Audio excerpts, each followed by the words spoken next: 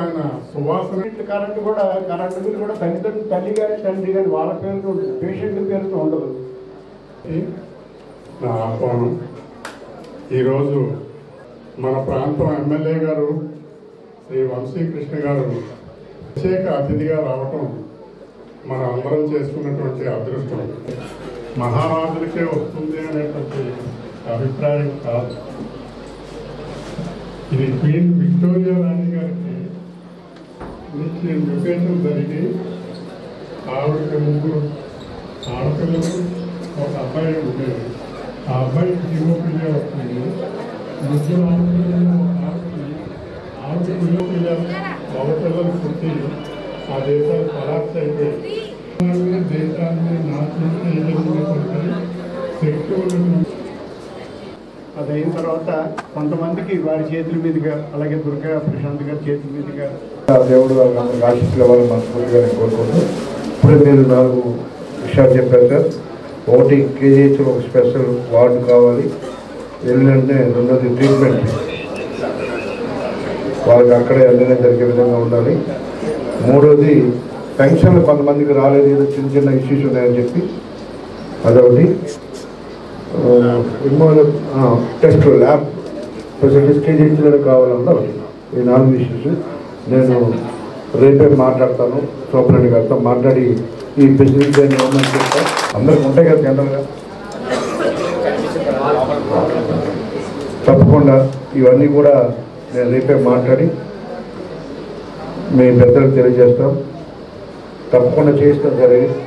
ఇంకేమైనా మా ద్వారా ఏదైనా హెల్ప్ కావాలన్నా చేస్తాం.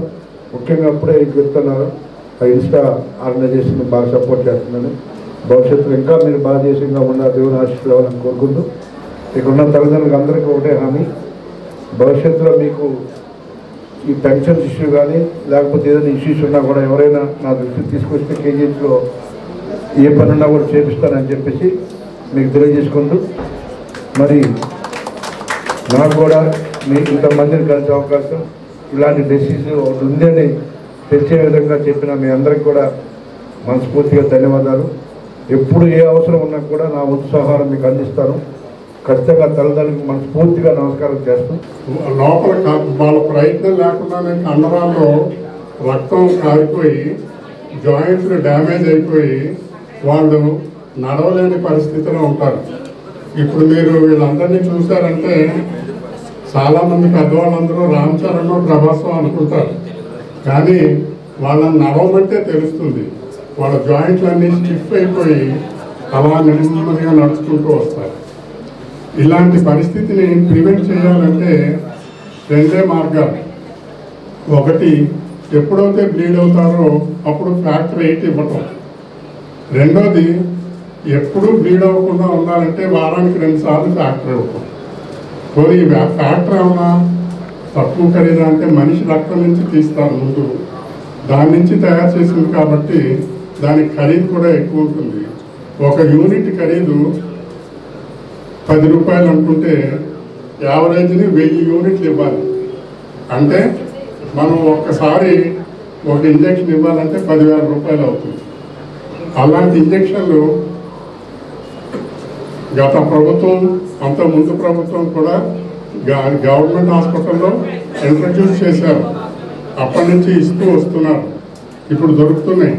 కానీ సఫిషియెంట్ స్టాక్ ఎప్పుడూ ఉండదు. ఎందుకంటే ఇంత ఖరీదైంది స్టాక్ చేయడం కూడా కష్టం. దీనికి సెంట్రల్ గవర్నమెంట్ సపోర్ట్ కూడా ఉంది. అందుకని చెప్పి హాస్పిటల్స్లో ఇస్తున్నారు. కానీ పూర్వం పేషెంట్ వెళ్ళగానే ఫ్యాక్టరీ ఇచ్చేసేవారు, వాళ్ళు ఇంటికి వెళ్ళిపోయేవారు ఇంజక్షన్ తీసుకుని. ఇప్పుడేం జరుగుతుందంటే, లాస్ట్ గవర్నమెంట్ పెట్టిన స్కీమ్ ఏమిటంటే ఇవన్నీ ఆరోగ్యశ్రీకి కన్వర్ట్ చేశారు. అందుకని చెప్పి పేషెంట్ని అడ్మిట్ చేయాలి, అడ్మిట్ చేసి ఆరోగ్యశ్రీ పర్మిషన్కి పెట్టాలి.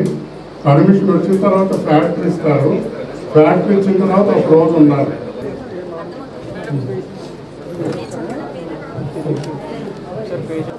వి కృపా ప్రకాష్.